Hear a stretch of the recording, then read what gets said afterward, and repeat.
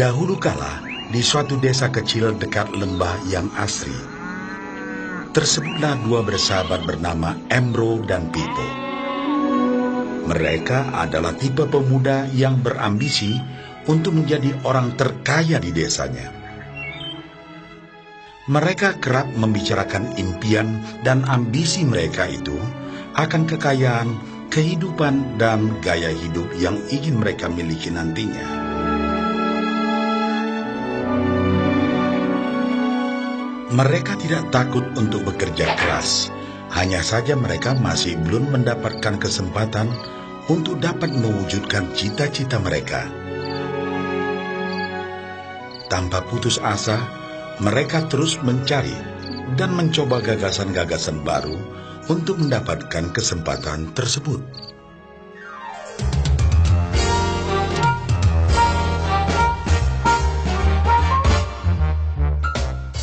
Hingga suatu hari, kesempatan itu pun datang. Desa mereka membutuhkan lebih banyak air. Oleh karena itu, kepala desa mempekerjakan Embro dan Pipo untuk mengambil air dari mata air di gunung untuk dibawa ke tempat penampungan di desa. Mereka akan dibayar sesuai dengan banyaknya air yang dapat mereka bawa.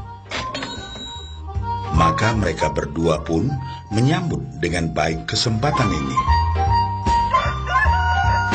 Embro dan Pipo pun segera melaksanakan pekerjaan tersebut dengan bersemangat.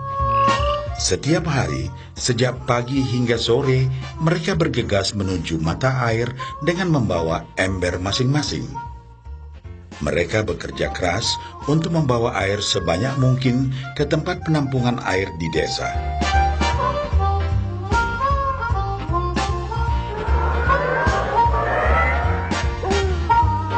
Menjelang sore hari, mereka pun pulang dengan membawa upah dari hasil jerih payah mereka hari itu. Embro merasa puas sekali dengan pekerjaannya itu dan besarnya upah yang ia dapatkan. Dia yakin bahwa dengan pekerjaannya ini, ia bisa segera mewujudkan cita-citanya. Bahkan untuk menambah penghasilannya, Embro membuat ember yang lebih besar agar dapat lebih banyak membawa air. Embro yakin dengan penghasilannya sebesar itu, tak lama lagi ia bisa segera membeli sapi dan memiliki gubuk baru yang ia idam-idamkan.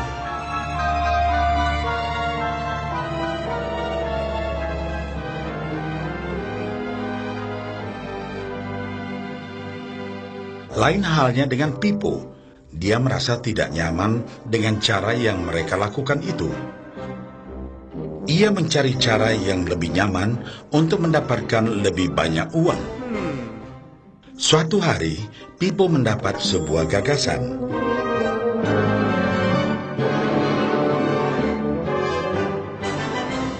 Ia berniat membangun sebuah saluran pipa yang akan mengalirkan air dari mata air langsung ke tempat penampungan air di desa. Dengan saluran pipa tersebut, ia akan mendapat lebih banyak air tanpa perlu lagi membawa ember ke mata air. Ia sangat antusias dengan gagasannya ini. Pipo pun mulai menceritakan gagasannya ini kepada Embro dan mengajaknya bekerja sama. Tetapi Embro tidak sependapat.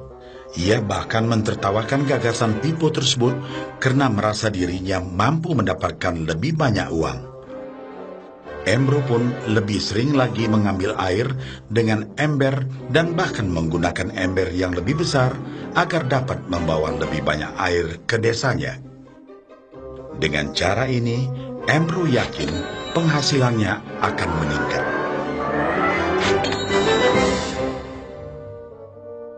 Pipo akhirnya memutuskan untuk mewujudkan sendiri gagasannya itu. Dia mengerti bahwa tidaklah mudah untuk membangun dan menyelesaikan saluran pipa tersebut. Dibutuhkan beberapa tahun untuk bisa menyelesaikan dan menikmati hasilnya.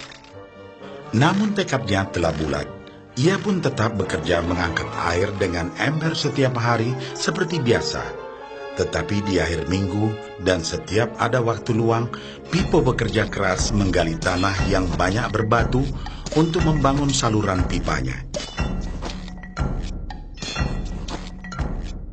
Pada bulan-bulan pertama, hasilnya hampir tidak kelihatan. Orang-orang desa mulai banyak mentertawakan dan mencemooh Pipo. Mereka menjulukinya Pipo si manusia saluran pipa.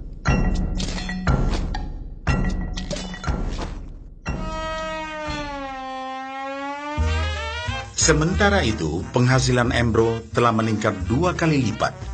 Ia sudah berhasil membeli sapi dan memiliki gubuk baru yang lebih besar. Gaya hidupnya pun sudah mulai berubah.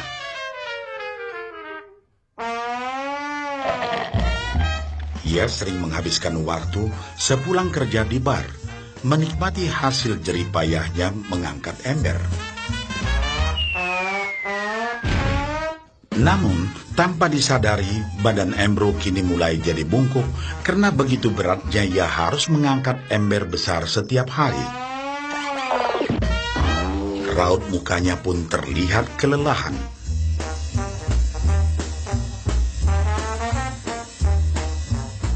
Semakin hari, semakin sedikit air yang dapat dibawanya karena tenaganya berkurang seiring bertambahnya usia.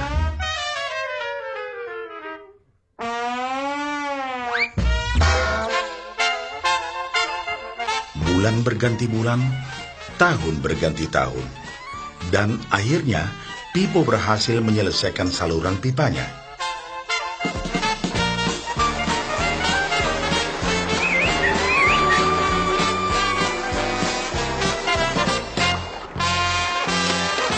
Kini tanpa perlu bersusah payah mengangkat ember, Pipo akan mendapat lebih banyak uang berkat air yang terus mengalir memenuhi tong-tong air di tempat penampungan. Air terus mengalir tanpa henti, bahkan saat ia tidur, makan, ataupun saat pergi berlibur. Pipo pun puas dan bangga. Berkat tekad dan kerja keras, kini penghasilannya pun mengalir tiada henti, seiring aliran air di saluran pipanya.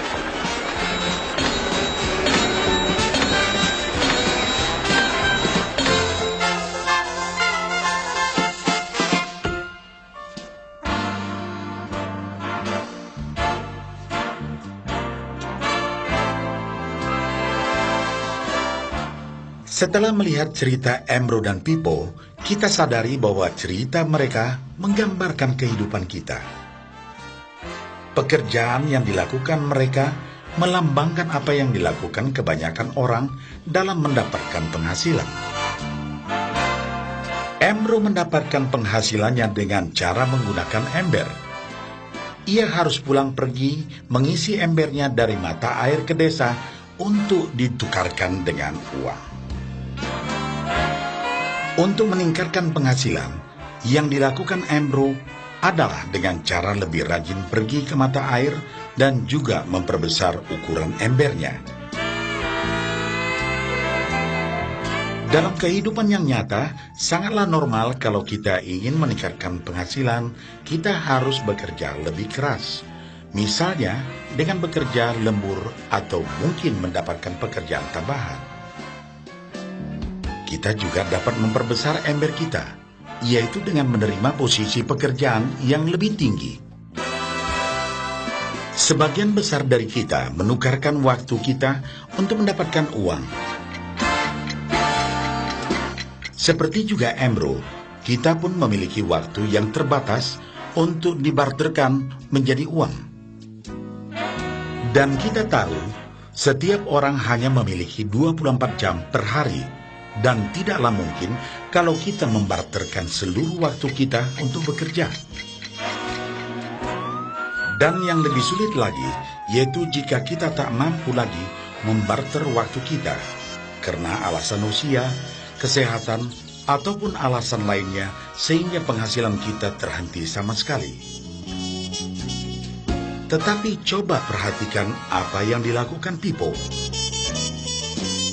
Secara bijaksana, Pipo tidak membarterkan seluruh waktunya hanya untuk mendapatkan penghasilan yang terbatas. Tetapi dia menggunakan sebagian waktu yang dimilikinya untuk membangun saluran pipa, karena dia tahu bahwa saluran pipa ini akan mendatangkan penghasilan yang berkesinambungan tanpa dia harus membarterkan seluruh waktunya. Dia tahu bahwa suatu hari nanti, mungkin karena alasan usia atau kesehatan, dia akan tidak dapat lagi membarterkan waktunya dengan uang. Sedangkan bila ia mampu mewujudkan gagasan saluran pipanya itu, dia hanya perlu bekerja keras sekali saja untuk membangun saluran pipa. Setelah saluran pipa selesai, maka penghasilan akan terus mengalir bagi Pipo.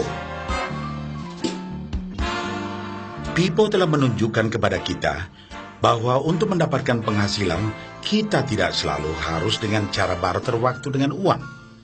Ada cara lain yang lebih baik. Bagaimana dengan Anda?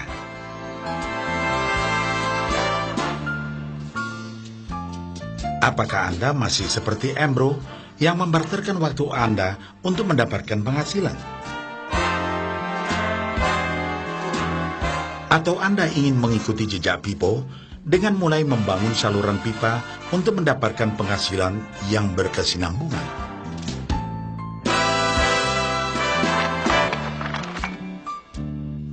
Jika Anda tertarik dengan gagasan saluran pipa, hubungi orang yang meminjamkan VCD ini, agar Anda dapat segera mulai membangun saluran pipa penghasilan Anda saat ini juga.